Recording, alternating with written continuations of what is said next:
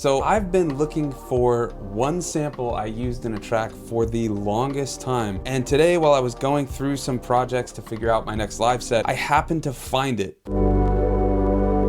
So today I want to throw that sample through one of my favorite resampling methods. And there's one sampler in particular that I like to use, and that's this, the PO-33. So I'm going to send this sound into the PO-33, and the low sample rate of the PO-33 is going to add a lot of grit and charm to it. Then we're going to throw it back into the SP and make a beat, and I think we're going to add some live instruments on top. Let's get into it.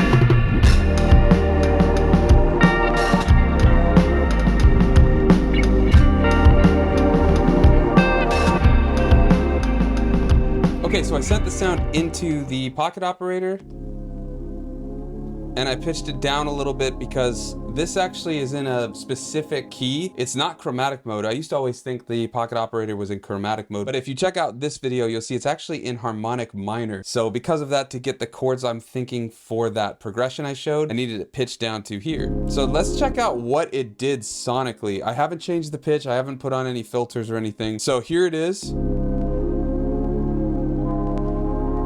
And then here it is through the PO-33. You can hear it's a lot grittier and has some crazy noises and just bit rate changes going on. And that's because the pocket operator is a lot lower in bit depth than the SP404 Mark II. But that's what gives it that charm and that aesthetic. And so that's why I want everything to go through here. So let's go in, resample. That's our sample. And now I'm just gonna go in, add a little attack. So now if we go to chromatic mode,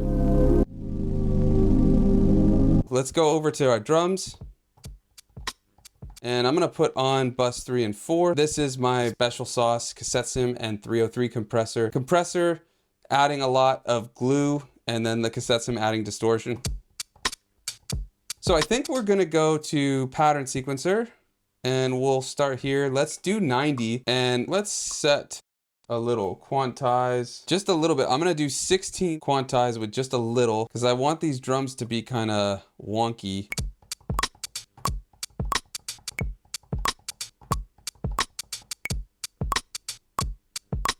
So now what I'm gonna do is duplicate this pattern. So if we hit pattern edit, choose our pattern, hit menu, hit duplicate, it now becomes 4. I'm gonna do it one more time though, because I think we're gonna change up that sound. So I'm gonna just record in that part.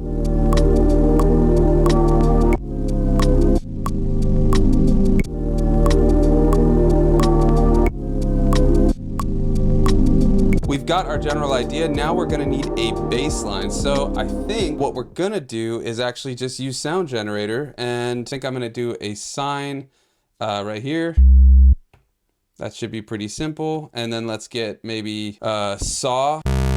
Yeah, that should work. We'll put that right there. Let's merge these two together, hit shift, resample, puts those two together, and we're gonna put those right here.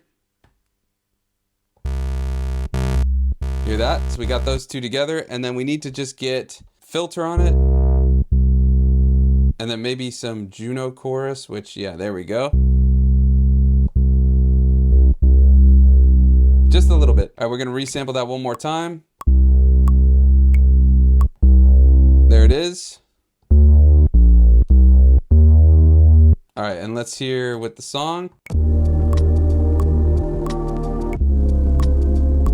All right, now you'll notice sometimes when you do all that resampling and stuff, you lose the effects. So we're gonna get the reverb back on, and I'm gonna set that bass to bus 2 because we don't want all of that. And if you want to learn how to make the most of every feature on the SP, like I'm doing with Sound Generator and the Pattern Sequencer today, check out my easy to navigate SP404 Mark II cheat sheet and quick start guide. The link is in the description, and channel members at the Sun Singer tier and up get it as part of their membership. We've built our full sample or our full loop on Pattern 5, so we're gonna move specific parts, building it up. So we do that by hitting one, hitting copy, and then I hit remain and choosing what we want. I only want that main first sound.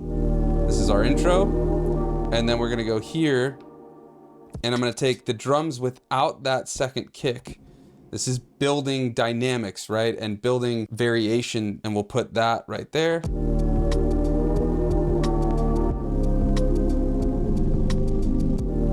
Perfect, and then we'll take this, And this will be our full track with the kick, with the bass. And then what we'll do is we'll go here and we're gonna actually duplicate everything, but what we're gonna do is then go into TR rec mode. Okay, and then we're gonna start with a variation where we're gonna take out all the kicks and everything at the end of this track.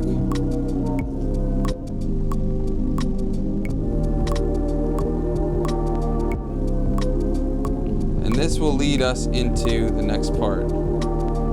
So check it out as it runs.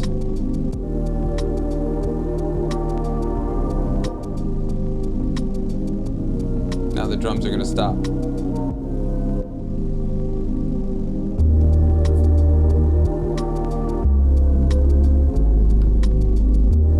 And that gets us right into our chorus, which will have the bass, which is not gonna be so loud.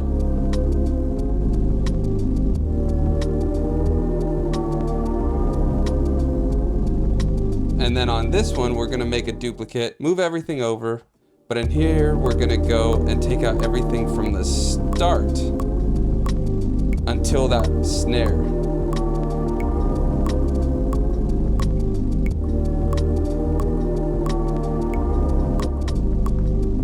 So check this out. Now it's gonna loop around.